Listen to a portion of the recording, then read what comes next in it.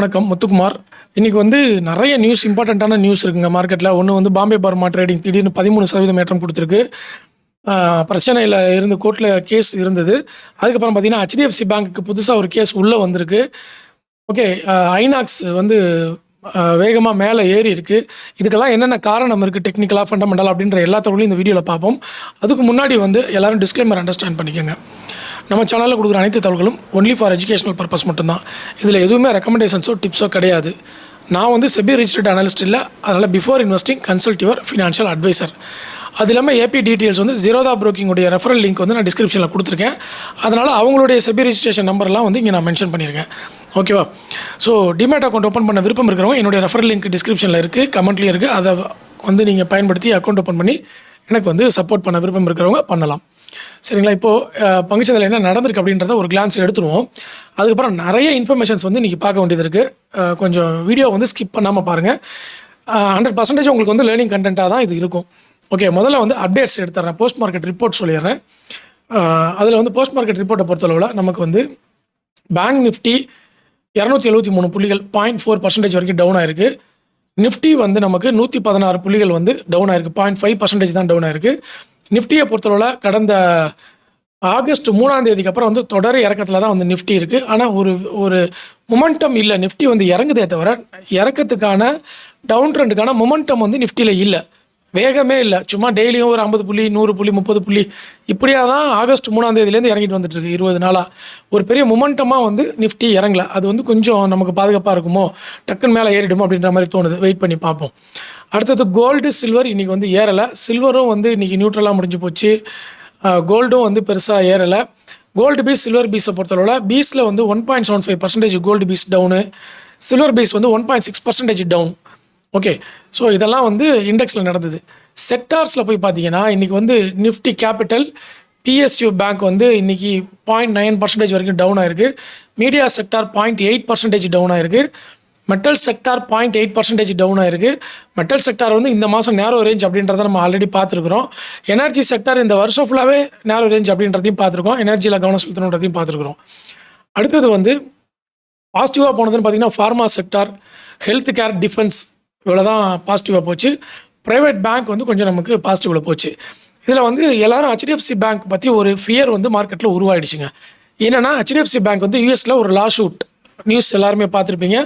நிறைய பேர் பயப்பட ஆரம்பிச்சிட்டாங்க HDFC பேங்க்கை என்ன நடக்க போகுதுன்னு சொல்லிட்டு. ஆனால் மார்க்கெட்டில் வந்து பெரிய அளவில் இம்பாக்ட் இல்லை. ஏன்னா HDFC தரப்புலேருந்து தெளிவான விளக்கம் கொடுத்துருக்குறாங்க அதுக்கு. சரி, முதல்ல என்ன பிரச்சனை அப்படிங்கிறத நம்ம முதல்ல பார்த்துருவோம். அதுக்கப்புறம் வந்து இதை என்ன ஆன்சர் கொடுத்துருக்காங்க அப்படின்றத பார்ப்போம். முதல் விஷயம் என்னென்னா, RBIயோடைய அண்டரில் இருக்கக்கூடிய பேங்க் எல்லாமே அவங்களுடைய கண்ட்ரோலில் என்ன ரேட் ஆஃப் இன்ட்ரெஸ்ட் இருக்கோ அதை தான் வந்து கொடுக்கணும். இப்போ நான் வந்து ஒரு பேங்க்கில் போயிட்டு HDFC பேங்க்கில் போயிட்டு நான் 10 கோடி ரூபா தரேன், எனக்கு வந்து எல்லாருக்கும் கொடுக்குற விட எனக்கு கொஞ்சம் அதிகமாக இன்ட்ரெஸ்ட் தரீங்களா அப்படின்னு டிமாண்ட் பண்ணி அவங்களும் ஓகேன்னு சொல்லி கொடுத்தாங்கன்னா எப்படி இருக்கும் அது? ஆனால் பொதுமக்களுக்கு மற்ற லீகலாக அந்த மாதிரி கொடுக்கக்கூடாது. ஸ்பெஷலாக ஒருத்தருக்கு மட்டும் கொடுத்தாங்கன்னா எப்படி? புரியுதுங்களா? அப்போ அவங்க RBIயோட ரெகுலேஷனை மீறுறாங்க அப்படின்ற மாதிரி அர்த்தமாயிடும் இல்லையா? ஸோ அந்த மாதிரி தான் ஒரு கேஸ் வந்து போட்டிருக்கிறாங்க. ஓகேவா? அந்த கேஸ் வந்து பொய் கேஸுன்னு சொல்லி HDFC சொல்லியிருக்கு. பட் முதல்ல அந்த கேஸ் என்னன்னு பார்த்துருவோம். அந்த கேஸ் என்ன அப்படின்னு பார்த்தீங்கன்னா, MSRDCன்னு சொல்லக்கூடிய அந்த அமைப்பு, சாலை பாதுகாப்பு அமைப்பு, மகாராஷ்டிராவில் வந்து மாநில சாலை மேம்பாட்டுக் கழகம் அப்படின்னு சொல்லுவாங்க. மகாராஷ்டிரா மாநில சாலை மேம்பாட்டுக் கழகம் அவங்கள்ட்ட வந்து ஒரு பெரிய அளவிலான டெபாசிட்டை வாங்கிறதுக்காக அவங்களுக்கு மட்டும் ஒரு ஸ்பெஷலாக ஒரு ரேட் ஆஃப் இன்ட்ரெஸ்ட் 3.5% வட்டி கொடுக்கறதுக்கு பதில் அவங்களுக்கு என்ன பண்ணியிருக்காங்கன்னா 6.01% வட்டி வந்து கொடுத்ததா கேஸ் போட்டிருக்கிறாங்க. அதுவும் எப்படின்னா அப்போ அவங்க ஃபிக்ஸட் டெபாசிட் போட்டாங்கன்னா எல்லாருக்கும் 3.5% தான் அந்த கார்பரேட்டில். ஸோ அப்படி இருக்கும்போது அந்த ஸ்கீமில் அப்படி இருக்கும்பொழுது இவங்களுக்கு மட்டும் எப்படி 6.01 கொடுத்தாங்க, 2.51% வந்து வட்டி அதிகமாக கொடுத்துருக்காங்க அப்படின்னு சொல்லி போட்டிருக்காங்க. அந்த 2.51% வட்டி அதிகமாக கொடுத்ததை வந்து என்ன பண்ணியிருக்காங்கன்னா, வட்டியாக கொடுக்காம அந்த கம்பெனிக்கு வந்து 45 கோடியை வந்து அந்த மகாராஷ்டிரா மாநில சாலை மேம்பாட்டுக் கழகத்துக்கு சாலை பாதுகாப்பு விழிப்புணர்வு பிரச்சாரத்திற்கு ஸ்பான்சர்ஷிப் செலவு கொடுத்துருக்கோம், விளம்பரம் மற்றும் ஸ்பான்சர்ஷிப் செலவு கொடுத்துருக்கோன்னு சொல்லி 45 கோடியை விளம்பர செலவாக வந்து கொடுத்ததா வந்து வங்கியின் மேலாண்மை மாற்றியதாக குற்றம் சாட்டப்பட்டுள்ளது. இதுதான் தகவல். ஓகே, மகாராஷ்டிரா மாநில சாலை மேம்பாட்டு கழகத்திற்கு அங்கேருந்து ஒரு பெரிய அளவில் வந்து ஃபிக்ஸட் டெபாசிட்டை வாங்கியிருக்காங்க. அந்த ஃபிக்ஸட் டெபாசிட் வந்து 3.51 இன்ட்ரெஸ்ட் கொடுக்கறதுக்கு 3.5 இன்ட்ரெஸ்ட் கொடுக்கறதுக்கு பதில் பர்சன்டேஜ் கொடுக்கறதுக்கு பதில் 6.01% கொடுத்துருக்காங்க. அந்த எக்ஸ்ட்ரா பர்சன்டேஜை இன்ட்ரெஸ்ட்டுன்னு கிரெடிட் பண்ணால் நம்ம மாட்டிக்குவோம் அப்படின்னு சொல்லிட்டு என்ன பண்ணியிருக்கிறாங்க, அதை வந்து ஸ்பான்சர்ஷிப்பாக வந்து கொடுக்குற மாதிரி அந்த பணத்தை அந்த கம்பெனிக்கு கொடுத்துருக்காங்க அப்படின்னு சொல்லி குற்றம் சாட்டப்பட்டிருக்கு. இதை வந்து HDFC என்ன பண்ணியிருக்காங்கன்னா முற்றிலும் மறுத்துருக்குறாங்க. இதை ஏன் மறுத்துருக்குறாங்கன்னா, இந்த மாதிரி லா ஷூட் வந்து யூஎஸில் நிறைய இருக்குன்னு சொல்லியிருக்காங்க. இந்த கேஸை ஏன் யூஎஸில் போட்டிருக்காங்க அப்படின்றத பார்க்கணும். HDFC பேங்க் வந்து நம்ம ஊரில் எப்படி லிஸ்ட் ஆகியிருக்கோ அதே மாதிரி அமெரிக்காவில் அமெரிக்கன் டெபாசிட் ஏடிஆர்னு சொல்கிறோம்ல, ICICI பேங்க் இருக்குது, பெரிய பெரிய கம்பெனிகள்லாம் அங்கே அமெரிக்காவில் லிஸ்ட் ஆகிருக்கும். ஏடிஆரில் இன்ஃபோசிஸு அதெல்லாம் விப்ரோலாம் அங்கே லிஸ்ட் ஆகிருக்கும். ஸோ அங்கே அந்த அமெரிக்கன் டெபாசிட்டியில் இன்வெஸ்ட்மெண்ட் பண்ணவங்க, ஏடிஆரில் இன்வெஸ்ட்மெண்ட் பண்ணவங்க, அந்த இன்வெஸ்டர்ஸில் வந்து ஒருத்தர் வந்து இந்த கேஸை கொடுத்துருக்காரு. இவங்க வந்து ஃபாரின் இன்ஸ்டிடியூஷன்ஸ் ஃபாரின் இன்வெஸ்டர்ஸை வந்து ஏமாற்றிட்டாங்க, இந்த மாதிரி எல்லாத்தையுமே வந்து விதிகளை மீறி இருக்கிறாங்க அப்படின்னு சொல்லி அந்த கேஸை வந்து அமெரிக்காவில் ஃபைல் பண்ணியிருக்காங்க. HDFC தரப்பு என்ன சொல்லுதுன்னா, இந்த மாதிரி லா ஷூட் வந்து அமெரிக்காவில் வர்றது ரொம்ப நார்மலான ஒரு விஷயம். நிறைய பேருக்கு இந்த மாதிரி வந்திருக்கு. எப்போ வந்திருக்குன்னா, அந்த ஸ்டாக் ப்ரைஸ் ஏறாமல் இருக்கிறப்போ, இல்லை அந்த ஸ்டாக் ப்ரைஸ் அதிகமாக இறங்கிட்டே இருக்குது அப்படின்னா, இந்த மாதிரி ஒரு லா ஷூட் வந்து அவங்க ஜென்ரலாக ஒரு கோவமாகி போட்டுடுறாங்க அப்படின்ற மாதிரி அவங்க சொல்லியிருக்காங்க.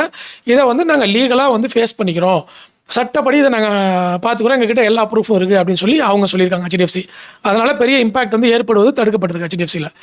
இப்போ இன்னொரு சந்தை தாக்கம் என்ன, மார்க்கெட்டில் வந்து நிறைய பேர் பயப்படுறதுக்கு என்ன ரீசன் அப்படின்னு பார்த்தீங்கன்னா, மார்ச் 2026 அவங்களுடைய பகுதி நேர தலைவர்னு சொல்லுவாங்க அதானு சக்கரவர்த்தி, அவர் வந்து என்ன பண்ணியிருக்காரு, திடீர்னு ராஜினாமா பண்ணிட்டார்.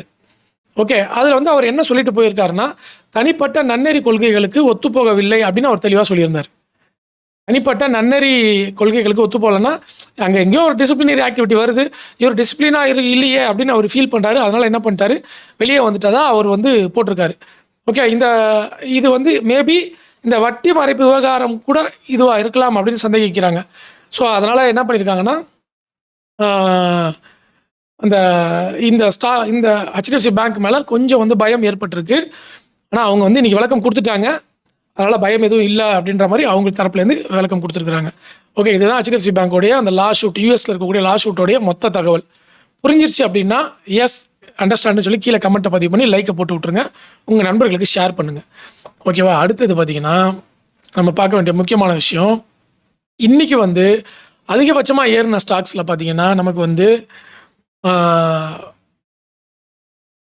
2 ஸ்டாக் மாட்டியிருக்கு. ஒன்று பாம்பே பர்மா ட்ரேடிங் கார்பரேஷன் 13%, இன்னொன்று ஐநாக்ஸ் இந்தியா 13% ஏற்றம் கொடுத்துருக்குது. 10% மேலே இந்த 2 கம்பெனிகள் வந்து டோட்டல் மார்க்கெட்டில் வந்திருக்கு. ஓகே, இதில் பாம்பே பர்மா ட்ரேடிங் கார்பரேஷனை பொறுத்தவரை ஒரு இன்ஃபர்மேஷனை நீங்கள் எல்லாரும் தெரிஞ்சுக்கணும். இந்த பாம்பே பர்மா ட்ரேடிங் கார்பரேஷன் அப்படின்றது பாம்பே டையிங்னு ஒரு கம்பெனி பார்க்குறோம், டெக்ஸ்டைல்ஸ், அதனுடைய ப்ரொமோட்டர் இவங்க வாடியா குரூப்னு சொல்லுவாங்க. ஸோ இந்த கம்பெனி என்ன பண்ணுதுன்னா, அந்த பாம்பே பர்மா ட்ரேடிங் கார்பரேஷனுக்கு ஒரு பெரிய பாசிட்டிவ் நியூஸ் என்ன அப்படின்னா, அந்த கம்பெனி பிரிட்டானியா இருக்குது பார்த்தீங்களா, அதனுடைய 51% இந்த ஸ்டாக்கு தான், இந்த கம்பெனி தான் ஹோல்டிங் பண்ணி வச்சுருக்காங்க. 51% ஸ்டாக்ஸை இந்த கம்பெனி தான் ஹோல்டிங் பண்ணி வச்சுருக்காங்க. புரியுதுங்களா? அப்போது அந்த கம்பெனி வந்து பிரிட்டானியா டிவிடெண்ட் கொடுத்தாங்கன்னா பாம்பே பர்மா ட்ரேடிங் கார்பரேஷனுக்கு 1000 கோடி ரூபா அப்ராக்சிமேட்டாக அப்படியே அவங்களுக்கு போய் கிரெடிட் ஆயிரும். அந்த 1000 கோடி ரூபா டிவிடெண்ட் வாங்குறதுக்கு அவங்க எந்த வேலையும் செய்யலை. எம்ப்ளாயிஸ் இல்லை, ப்ராஜெக்ட் எடுக்கலை, வேலை பார்க்கல, சக்ஸஸ்க்காக எதுவுமே இல்லாமல் அவங்களுக்கு டிவிடெண்ட் அமௌண்ட்டு மட்டும் பிரிட்டானியாலேருந்து வர்றது மட்டுமே அவங்களுக்கு ஒரு வருடத்துக்கு தோராயமாக 1000 கோடி 900 கோடி, அதாவது அவங்க டிவிடெண்ட் எவ்வளோ கொடுக்குறாங்களோ அதை பொறுத்து 750 கோடி வாங்கியிருக்காங்க. இதுக்கு முன்னாடி போன வருஷம் 900 கோடி வாங்கியிருக்காங்க, இந்த வருஷம் 1100 கோடி அப்படின்னு சொல்லி கொடுத்துருக்குறாங்க. இப்போ தானே பிரிட்டானியா வந்து டிவிடெண்ட் அனௌன்ஸ்மெண்ட் பண்ணாங்களே, அதுலேயே 1100 கோடி வந்து பாம்பே பர்மா ட்ரேடிங் கார்பரேஷனுக்கு போயிடுச்சு. ஸோ எவ்வளோ சிம்பிளாக அந்த கம்பெனியில் வந்து எம்ப்ளாயிஸ்னு பார்த்தீங்கன்னா 250 பேர் தான் வந்து ஆன் ரோல் எம்ப்ளாயிஸ் மாதிரி போட்டிருக்கிறாங்க. மீதி பேர்லாம் வந்து அந்த இதில் இருப்பாங்கள்ல, டீ எஸ்டேட்டில் வேலை செய்கிறவங்க, ஓகே, அந்த மேனேஜ்மெண்ட்டில் இருக்கிறவங்க. ஸோ அப்படி பார்க்கும்போது அவ்வளோ கம்மியான எம்ப்ளாயிஸ் வச்சுக்கிட்டு இவங்க ஈஸியாக 1000 கோடி ரூபா வருஷத்துக்கு சம்பாதிக்கிறாங்கன்னா பார்த்துக்கோங்க. அதே மாதிரி நேஷனல் பராக்சைட்லேயும் இவங்களுடைய ஸ்டேக்ஸ் இருக்குது. ஓகே, பாம்பே டையிங் இவங்களுடைய இதுதான். இது மாதிரி நிறைய வந்து இந்த கம்பெனியில் டிவிடெண்ட் ஈஸியாக சம்பாதிக்கக்கூடிய நிறுவனம். இறங்குச்சுன்னா டப்புன்னு அதை வந்து ப்ரொமோட்டர்ஸ் வாங்கி விட்டுருவாங்க, இல்லை இன்ஸ்டியூஷன் வாங்கிடுவாங்க. இப்போ அந்த கம்பெனி 13% ஏறதுக்கான ஒரு காரணம், ஒன்று டிவிடெண்ட் 1100 கோடி ரூபா போன வாரம் அனௌன்ஸ்மெண்ட் வந்ததில் பிரிட்டானியா, அது ஒரு காரணம். ரெண்டாவது காரணம், அவங்களுக்கு ஒரு 4000 கோடிக்கு மேலே ஒரு பெரிய கேஸ் இருந்துச்சு. அந்த கேஸ் வந்து அவங்க கிளியர் பண்ணிட்டாங்க. கிளியர் பண்ண உடனே அந்த ஸ்டாக்குக்கு இருந்த நெகட்டிவ் இன்ஃபர்மேஷன் வெளியே போயிட்டு பிபிடிசி இன்னைக்கு ஒரே நாளில் 13% ஏற்றம் கொடுத்துருச்சு. அடுத்து ஐநாக்ஸ் இந்தியா பெரிய அளவில் ஏற்றம் கொடுத்துச்சு 13%. இது வந்து நான் என்ன சொல்கிறேன்னா, டெக்னிக்கலாக பார்த்தீங்கன்னா ஐநாக்ஸ் இந்தியா இந்த மாதம் நேரோ ரேஞ்ச், ஓகே, கிட்டத்தட்ட ஜூலை 29 இந்த ஸ்டாக்கு மூவ்மெண்ட்டே கொடுக்கல. ஐநாக்ஸ் இந்தியா அப்படியே ஒரே நேராகவே போய்கிட்டே இருந்துச்சு. ஸோ அப்போ அந்த கம்ப்ளீட் வாலட்டிலிட்டியை 30 நாளைக்கு அப்புறம் நான் நேரோ ரேஞ்சில் ஃபில்டர் பண்ணி வச்சுருக்கேன் அந்த ஸ்டாக்கை. ஓகே, R1 பிரேக் பண்ணால் வாங்கிக்கலாம் அப்படின்ட்டு வெயிட் பண்ணிலாம் வச்சுட்டு இருந்தேன். கடைசியாக பார்த்தா 26 வரைக்கும் அந்த ஸ்டாக் ஏறவே இல்லை. என்னடா ஒருவேளை அடுத்த மாதம் எக்ஸ்ட்ரீம் நேரோ ரேஞ்சுக்குள்ளே வரும் போல், அப்போ வாங்கிக்கலான்னு விட்டுட்டேன். பார்த்தா 26 நாள் ஏறாத ஸ்டாக் இன்றைக்கி ஒரே நாளில் 13% அடிச்சு மேலே தூக்கிட்டாங்க. நேரோ ரேஞ்சில் ஃபில்டர் ஆன ஸ்டாக். ஓகேவா? ஸோ நேரோ ரேஞ்சில் கொஞ்சம் நம்ம அனாலிசிஸ் பண்ணணும் அப்படிங்கிறத கவனத்தில் எடுத்துக்கோங்க. அடுத்தது வந்து ரெக்கார்டு ஆர்டர் இன்ஃப்ளோ வந்து இந்த கம்பெனியில் பயங்கரமாக வந்திருக்கு. ஸோ 18 to 20% கைடன்ஸ் வந்து ரீஅஃபர்ம்டு கொடுத்துருக்காங்க. அதனாலேயே இந்த ஸ்டாக் வந்து ஏற்றம் கொடுத்துருக்கு. ஃபண்டமெண்டல் நியூஸ் அது, டெக்னிக்கல் வந்து நேரோ ரேஞ்ச், ரெண்டுத்தையும் நீங்கள் நோட் பண்ணிக்கணும். ஸோ பாம்பே பர்மாவை பார்க்கும் பொழுது அவங்களோட கம்பெனியான பாம்பே டையிங் இன்றைக்கி வந்து 5% ஏற்றம் கொடுத்துருக்கு. அதையும் நீங்கள் நோட் பண்ணிக்கணும். ஓகேவா? ஸோ இதெல்லாம் வந்து நீங்கள் லேர்ன் பண்ண வேண்டிய முக்கியமான விஷயம். அதனால தான் இதெல்லாம் வந்து நான் ஷேர் பண்ணுறேன். ஓகே, இப்போ வந்து நம்ம என்ன பண்ணுவோம், நாளைய பங்குச்சந்தைக்கு தேவையான தகவல்களை வந்து ஒரு கிளான்ஸ் பார்த்துருவோம். இப்போ நாளைய பங்குச்சந்தைக்கு தேவையான தகவல்களை முதல்ல குளோபல் மார்க்கெட், யூஎஸ் மார்க்கெட் எல்லாமே கம்ப்ளீட்லி பாசிட்டிவ். அதனால் நம்ம மார்க்கெட்டையும் பாசிட்டிவில் வந்து எதிர்பார்க்கறதுக்கு ஒரு சான்ஸ் உண்டு. யூகே மார்க்கெட் வந்து மிக்ஸ்டு மார்க்கெட்டாக இருக்குது. ஏஷியன் மார்க்கெட்டில் கிஃப்ட் நிஃப்டி பார்த்தீங்கன்னா 2 புள்ளிகள் தான் நெகட்டிவில் இருக்குது. அதனால் பெரிய லெவலில் நெகட்டிவில் வந்து இண்டிகேட் பண்ணலை கிஃப்ட் நிஃப்டி. ஸோ அது வந்து ஒரு நல்ல விஷயம். அடுத்தது எஃப்ஐஐ டேட்டா, டிஐ டேட்டா வந்து நான் டெலிகிராமில் போஸ்ட் பண்ணிடுறேன். ஆர்டர் எடுத்த கம்பெனிகள் எல்லாத்தையும் டெலிகிராமில் போஸ்ட் பண்ணுறேன். ஓகே, அதே மாதிரி டெலிகிராமில் முக்கியமான டேட்டா வந்து போஸ்ட் பண்ணியிருக்கேன். அதை பற்றி அடுத்த வீடியோவில் நான் பதிவு பண்ணுறேன். எல்லாம் டெலிகிராமில் போய் அப்டேட் எடுத்துக்கோங்க. டிஸ்கிரிப்ஷன்லேயும் கமெண்ட்லேயும் லிங்க் இருக்குது. டிமேட் அக்கௌண்ட் ஓப்பன் பண்ணாதவங்களுக்கு டிஸ்கிரிப்ஷன்லேயும் கமெண்ட்லேயும் என்னுடைய ரெஃபரல் லிங்க் போட்டிருக்கேன். விருப்பம் இருக்கிறவங்க எனக்கு ஓப்பன் பண்ணி நீங்கள் சப்போர்ட் பண்ணலாம். சரிங்களா? ஸோ இதெல்லாம் நோட் பண்ணிட்டீங்களா? அடுத்தது வந்து எஃப்ஐ டேட்டா நான் டெலிகிராமில் போஸ்ட் பண்ணிடுறேன். இப்போ வரைக்கும் அப்டேஷன் வரல. ஸோ நம்ம பார்க்க வேண்டிய அடுத்த டேட்டா வந்து க்ரூட் ஆயில், கோல்டு இதெல்லாம் பார்க்கணும். ஸோ இது பிட்காயின், இது 4 பார்க்கணும். இதில் வந்து நமக்கு க்ரூட் ஆயிலை பொறுத்தளவில் $87 வந்து க்ரூட் ஆயில் இன்றைக்கி ட்ரேட் ஆகிட்டுருக்கு. இப்போ நேற்றுக்கெலாம் பார்த்தீங்கன்னா $84 வரைக்கும் கீழே போச்சு. அப்புறம் கொஞ்சம் கொஞ்சமாக மெல்ல ஏறி ஒரு 0.5% ஏறி இப்போ $87 இருக்குது க்ரூட் ஆயில். ஓகேவா? அடுத்தது பிட்காயினை பொறுத்தளவில் $80,000 வந்து ரீச் பண்ணியிருக்கு. இன்றைக்கி 1.61% ஏற்றம் கொடுத்துருக்கு. பிட்காயின் தொடர் ஏற்றத்தில் வந்து பிட்காயின் இருக்குது. கிட்டத்தட்ட $62,000 $80,000 வந்திருக்கு. எக்ஸலண்ட்டான ஏற்றம். 62,000 70,000 தொட்டுச்சு. 70,000 இப்போ 80,000 தொட்டுருச்சு. பயங்கரமான ஏற்றத்தில் வந்து பிட்காயின் இருக்குது. அதனுடைய பர்சன்டேஜே பார்த்தீங்கன்னா கிட்டத்தட்ட $62,000 28% வரைக்கும் ஏற்றம் கொடுத்துருச்சு பிட்காயின். இன்றைக்கி இப்போயும் 1.61% இன்றைக்கி ஏற்றத்தில் இருக்குது. அடுத்து US டாலரில் கோல்டு பார்த்திங்கன்னா நமக்கு சில்வர் பார்த்திங்கன்னா 0.8% வந்து சில்வர் ஏற்றம் கொடுத்துருக்குது US மார்க்கெட்டில். ஸோ நம்ம மார்க்கெட்லேயும் அதே மாதிரியான ஒரு எக்ஸ்பெக்டேஷன் வந்து வந்துடும். கோல்டை பொறுத்தளவில் நியூட்ரலாக இருக்குது US மார்க்கெட்டில், பெருசாக ஏறலை. ஸோ நாளைக்கு காலையில் ஒரு தடவை வந்து நம்ம அதை செக் பண்ணிக்குவோம் ஏறி இருக்கா இல்லையான்னு சொல்லிட்டு. ஓகே, ஸோ வேறு என்ன தகவல், கிஃப்ட் நிஃப்டியும் வந்து நான் சொல்லிட்டேன். எஃப்ஐஐ டேட்டா டெலிகிராமில் போஸ்ட் பண்ணிடுறேன், அங்கே போய் செக் பண்ணிக்கோங்க. ஓகே, ஸோ இது இல்லாமல் இன்னும் முக்கியமான டேட்டாஸ்லாம் இருக்குங்க. ஐபிஓ வந்து நிறைய பேர் என்ன பண்ணிடுறாங்க, ரொம்ப வேகமாக ஐபிஓ அப்ளை பண்ணி மரண அடி வாங்கின சப்ஸ்கிரைபர்ஸ்லாம் இருக்கிறாங்க. பயங்கரமாக லாஸ் பண்ணிவிட்டு ஐபிஓவில் இருக்கிறவங்க இருக்காங்க. ஏன்னா ஐபிஓ மோஸ்ட்லி பார்த்தீங்கன்னா மெயின் போர்டு ஐபிஓலாம் லாபத்திலே போகுது. ஸோ என்ன பண்ணிடுறாங்க, கண்ணை முடிட்டு எல்லா ஐபிஓவும் அப்ளை பண்ணி விட்டுறாங்க. எல்லா ஐபிஓவும் லாபம் கொடுக்கணும் எந்த கண்டிஷனும் கிடையாதுல்ல. மரண அடி வாங்கின ஐபிஓலாம் அடுத்த வீடியோவில் பார்ப்போம். ஓகே, ஸோ இந்த வீடியோ பயனுள்ளதாக இருந்துச்சுன்னா கண்டிப்பாக லைக்கு, கமெண்ட், சப்ஸ்கிரைப் பண்ணிவிடுங்க. உங்களுடைய நண்பர்கள், அப்புறம் வந்து மார்க்கெட்டில் பிகினர்ஸாக இருக்கிறவங்க, ஸ்டாக் மார்க்கெட் கற்றுக்கணும்னு நினைக்கிறவங்களுக்கு நம்மளுடைய வீடியோஸை ஷேர் பண்ணுங்கள். நான் வந்து ஒரு லைவ் கான்டாக்ட் பண்ணுறேன்.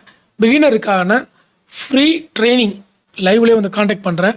அதில் வந்து பிகினராக இருக்கிறவங்க எல்லோரும் ஜாயின் பண்ணிக்கோங்க. மார்க்கெட்டை பற்றி ஒரு தொடர்ந்து நான் வந்து ட்ரைனிங் கொடுக்குறேன். அது அப்படியே 1, 2, 3ன்னு போகிறேன்.